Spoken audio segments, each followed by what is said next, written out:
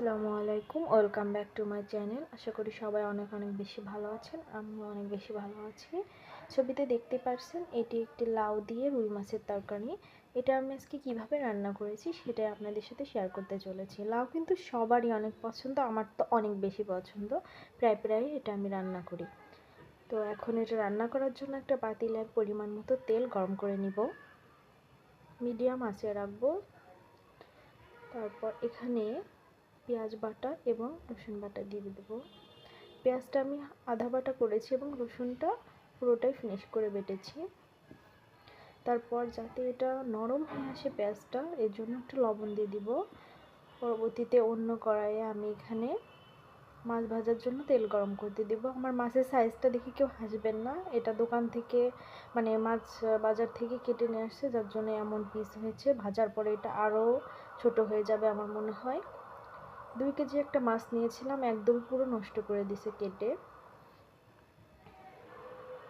আস্তে আস্তে একটু একটু করে পানি দিয়ে মশলাটা ভাজতে হবে যাতে পুড়ে না যায়।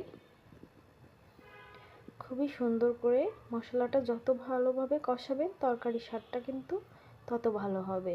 অল্প অল্প করে পানি দিয়ে আমি এটা কষিয়ে নিব, হালকা আঁচে কষাতে হবে। তেলটা গরম হয়ে গেছে, অপর দিকে আমি মাছগুলো ভেজে নেব। একে একে সব মাছগুলো দিয়ে দিলাম।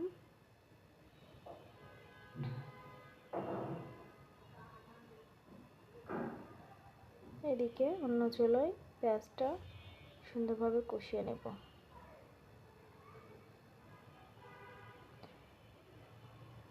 পরবর্তীতে এখানে আমি কিছু কাঁচামরিচ দিয়ে দিব। যেহেতু এখানে গুঁড়া মরিচ ইউজ করব, এই জন্য একটু কাঁচামরিচটা গোটাটাই দিয়ে দিব।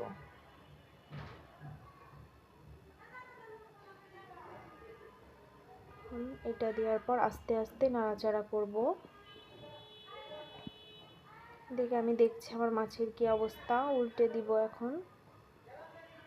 এদিকে দেখুন আমি এখানে আমার মশলা দেওয়াটা স্কিপ হয়ে গেছে। এখানে আমি হলুদ এবং মরিচের গুঁড়ো দিয়ে সুন্দরভাবে কষাচ্ছি।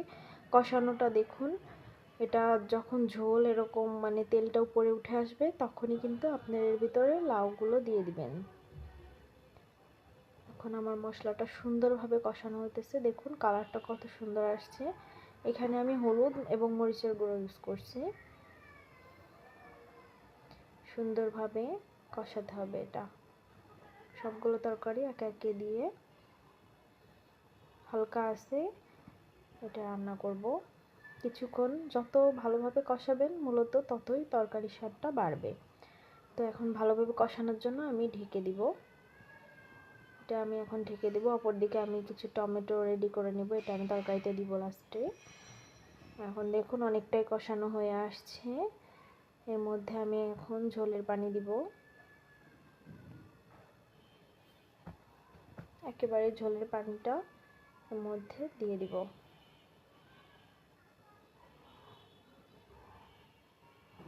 ঝোলের পানিটা দিয়ে জালটা একটু বাড়িয়ে দেবো যাতে ফুটে যায়। এখানে আমি আর একটু পানি ইউজ করেছি। দেখুন এখন আবার ঢেকে দেবো বলকটা আসার জন্য। দেখুন ঢাকনা ওঠানোর পরে বলক সুন্দরভাবে আসার পরে টমেটো এবং একটু ধনিয়া পাতা কুচি দিয়ে দিব। ধনিয়া পাতাটা আপনারা দিতেও পারেন, না দিলেও সমস্যা নেই, কিন্তু ফ্লেভারটা ভালো আসে এই জন্যই দেওয়া। সবাই আবার ধনিয়া পাতা পছন্দ করে না। দেখুন আমার মাছের অবস্থা ভাজার পরে আরও চিকনা হয়ে গেছে। যাই হোক, নিয়ে আসা হয়ে গেছে, এখন তো খাইতেই হবে। এখন তরকারিতে মাছগুলো দিয়ে একটু ফুটিয়ে নিব। আর একটু ঢাকনা দিয়ে দিই ভালোভাবে ফোটার জন্য। এ পর্যায়ে এখানে আমি একটা মশলা দিব, জিরা বাটা, কাঁচা জিরা বাটা। এটা দিলে কিন্তু স্বাদটা অনেক ভালো আসে। তো এখান থেকে একটু ঝোল নিয়ে, এটা আমি একটু দুষ্টামি করেই করলাম, একটু ঝোল নিয়ে নেড়ে যেয়ে তরকারিতে দিয়ে দিব যাতে সহজেই নেমে যায়, এই জন্য ঝোলটা আগে দিলাম। তো জিরাটা দেওয়ার পর জালটা একটু বাড়িয়ে ভালোভাবে ফুটিয়ে নিতে হবে। দেখতেই পারছেন তরকারির কালারটা কিন্তু অনেক সুন্দর আসছে, দেখেই মনে হচ্ছে অনেক ভালো হয়েছে খেতে। এখন আমি জোরে জালটা দিয়ে ফুটিয়ে নিয়ে, এই তো দেখুন আমার তরকারি লাস্ট ফিনিশিং কত সুন্দর হয়েছে। অবশ্যই এটা আপনারা বাসায় ট্রাই করবেন, এইভাবে অনেক ভালো হয় খেতে। আর ভিডিওটি ভালো লেগে থাকলে অবশ্যই একটা লাইক, কমেন্ট এবং সাবস্ক্রাইব করে যাবেন। আল্লাহ হাফেজ।